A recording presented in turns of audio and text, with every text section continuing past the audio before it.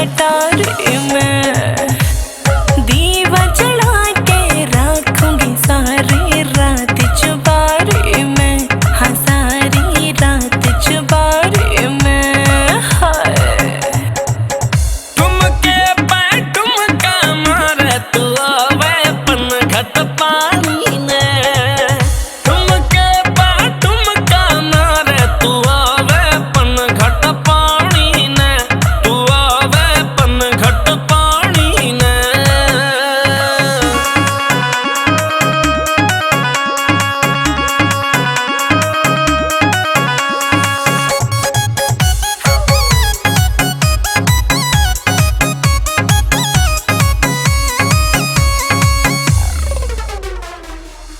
प्रीत गहलावत बहू बना के ले जा मेरी डाणी।